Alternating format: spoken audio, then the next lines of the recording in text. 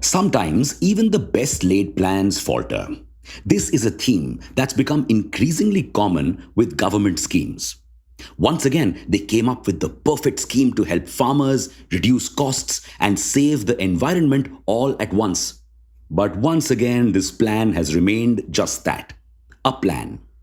Wondering what this plan is and why it's not being implemented? Welcome back to Revolution Read On, a daily podcast where we break down one story from the world of business and finance. Click on the subscribe button to never miss an update from us. Here's your story for today. In 2019, the Indian government launched the PM Kusum plan, which aimed to replace all the electric and diesel powered water pumps that farmers use in their field with solar pumps. Why? Because the current pumps that farmers use aren't up to the mark.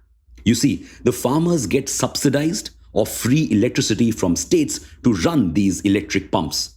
This costs states around 1 lakh crore rupees each year. But because this service is free, it is often not reliable, especially when demand for electricity is high, like in summers. State energy providers then usually reroute energy to paying customers.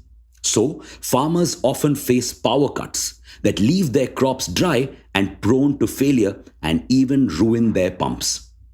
Till now, the only other solution to this problem was to opt for a diesel powered pump. But this also has its own problems.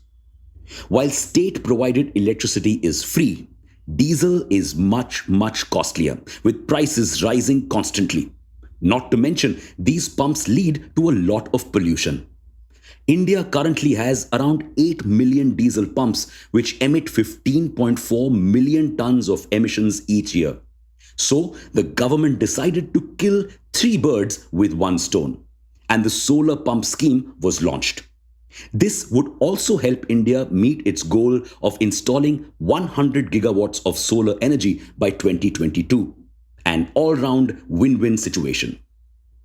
To facilitate the adoption of solar pumps, the central government announced that it would bear 30% of the cost of the pump, while the other 30% would be borne by the state government.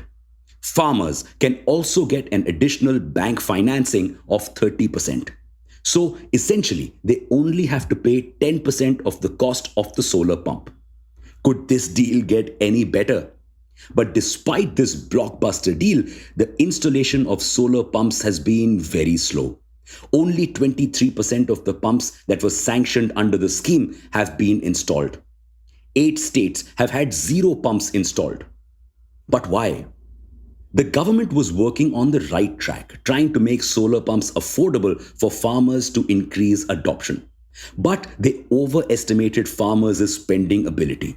You see, most Indian farmers can't afford even 10% of the 2.42 lakh to 4.59 lakh rupees it takes to install a solar pump. The average monthly income of a farmer is 10,218 rupees.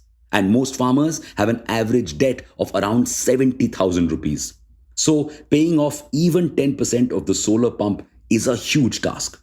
Also, 10% is a misleading figure. You see, most farmers don't get the 30% loan from banks or NBFCs because of their low credit worthiness. And even if they do end up getting a loan, they usually have to put their land as collateral, a huge risk, and pay high interest rates. Because of this, some farmers end up paying double the cost that they actually owed for the solar pump. Now, some states are trying to solve this problem by increasing their subsidy amount to 40%. But only some states can afford to do so. Many others cannot even afford to pay the 30% subsidy that they are required to. COVID and the government's delays in paying states the taxes they are owed have emptied state coffers. The result? Slow installation of solar pumps and continued problems for farmers. So, what's the solution for this?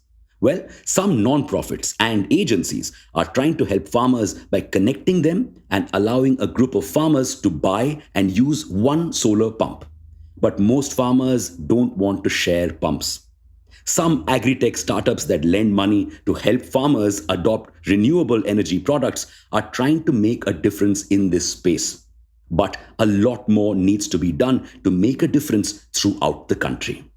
Well, that's your story for today. Thanks for listening in. Make sure to follow this podcast if you aren't already. We'll be back tomorrow.